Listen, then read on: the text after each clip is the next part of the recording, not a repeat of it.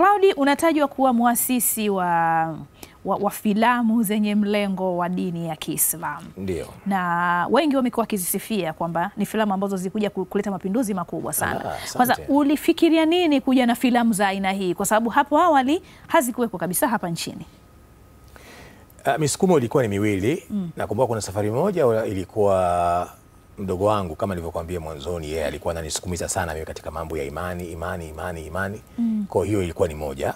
Halafu la pili, wakati tunafanya kazi na ile kampuni ya Steps, nikakuta kuna story mchanganyiko. Sasa tulikuwa tunakaribia kipindi cha mwezi wa Ramadhani. Mimi nikafikiria nikasema kipindi cha Ramadhani watu huwa hawapendi wengi kuangalia hizi filamu za kawaida kwa sababu wanakuwa katika mfungo wa Ramadhani. Kwa hiyo nikasema acha nijaribu hii moja, ilikuwa ni ya Tauba.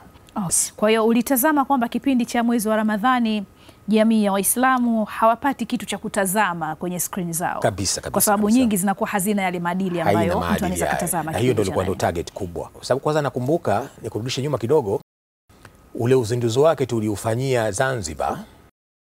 Na kipindi kile mgeni rasmi alikuwa makamu wa kwanza wa rais kipindi kile, Maalim Seif Sharif Hamad almarhum Zanzibar. Na tulifanyia kwenye ukumbi wa Bwawani. Wow. Yule mgeni rasmi alizungumza kwenye speech. Na nadhani wale TV zaidi wanazo rekodi hizo kwa sababu ilikuwa inakwenda live. Wow. Kwa sababu ile historia ilifungwa, ulaiki uliojaa, ukumbi uliojaa, watu waliojaa ndani. Na wale uko nje wanataka kuingia ndani. Wale wa nje ni wengi zaidi kuliko hawa ndani. Ndani hakuna nafasi na wale wa nje wanataka kuingia ndani, hakuna nafasi, tiketi zishajaa, hakuna pa kupita.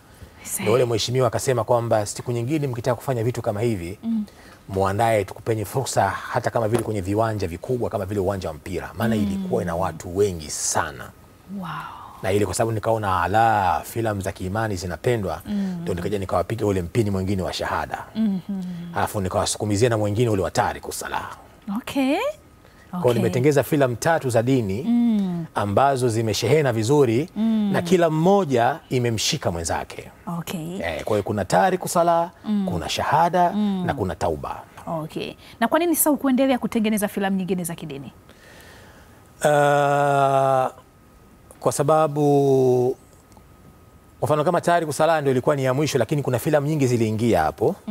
Sasa wakati namaliza ile Tariku Salah, tena na mimi tena zikaja hizi hatua nyingine sasa za kubadilisha maisha ya kwenda nje ya nchi. Okay. Yes. Kwenda kubadilisha upepo na mengineyo. Lakini hivyo nisikate tamaa. Kama fursa itakuja kuruhusu in future, natamani kufanya kitu kingine cha tofauti. Wow. Na kama ilivyosema kwamba hapa nipo na filamu moja nategemea kutengeneza, lakini si ya dini. Ni filamu ya kawaida. Okay. Na ikifika wakati tutawaeleza watu.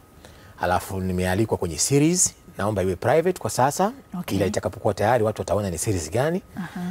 Kwa hiyo niko na filamu moja, ujio niloleta hapa, na series moja.